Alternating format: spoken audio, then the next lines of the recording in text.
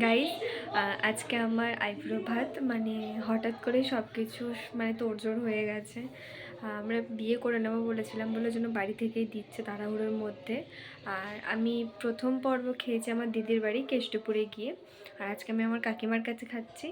তো এই যে এখানে শাড়ি আর সব কিছু আছে, আর এই শাড়িটা দিয়েছে, শাড়িটা পরবো, কি খাই তোমাদের সাথে দেখাবো, সব কিছু তোমাদের সাথে আমি শেয়ার করব। হয়তো এখন শেয়ার করতে পারবো না, কিছুদিন পর থেকে শেয়ার করা স্টার্ট করব। তোমরা শুভ সকাল বন্ধুরা। তো সৌমিলির একটি ব্লগে তোমাদের সকলকে জানাই স্বাগত। তো তোমরা প্রথমেই আমার ভয়েসটা শুনে বুঝিয়ে গেছো যে আজকে ছিল আমার আইব্রো ভাত। এটা আমার বিয়ের অনেক দিন পরেই আমি ভিডিওটা এডিট করতে বসি, তখন আমি দেখেছো কত রোগা হয়ে গেছিলাম। আর দেখো, খাওয়া দাওয়ার পর্ব শেষ করেই আমরা সন্ধ্যাবেলা জুতো কিনতে বেরিয়ে গিয়েছিলাম।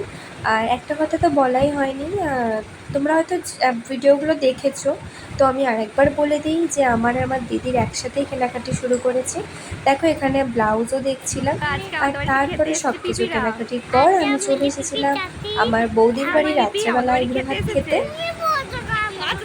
এতটাই সব লোক বলেছিল, তার জন্য আমরা যখন যেমন পেরেছি সেইভাবেই করেছি। হয়তো দুপুরে হয়তো রাত্রে এরমভাবেই আমরা খাচ্ছিলাম। আর আমরা যেখানে গেছি একসাথে আইবুড়ো ভাত খেয়েছি আমি আর আমার দিদি। তো দেখো, তোমরা ভিডিওটা অন্তত তোমাদের অনেকটাই ভালো লাগবে। আর তোমরা সবসময় একটু হলেও আমার পাশে থাকার চেষ্টা করো, কারণ আমি হয়তো সবার মতন করতে পারি না, কিন্তু আমি নিজের মতন যতটাই পারি ততটাই আমি চেষ্টা করি।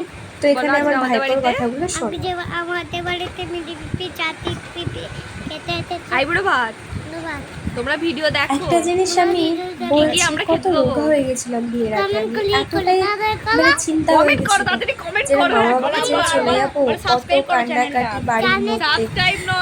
তোমরা অনেকেই বলেছো আমার ভিডিও বিয়ের ব্লগগুলোকে ছাড়তে। আমি হয়তো অনেকটা লেট করেছি, হয়তো কিছু পারিবারিক সমস্যাও হতে পারে, কিছু নিজেদের সমস্যা হতে পারে। তো আমি এবার থেকে ভিডিওগুলো ছাড়বো। তো দেখো, এখানে বৌদি খেতে দিয়েছে আমাদের কত রকম ফ্রাইড রাইস, ফুলকপি রোস্ট, পায়েস, চিকেন চাটনি, পাঁপড়, 5 রকম মিষ্টি।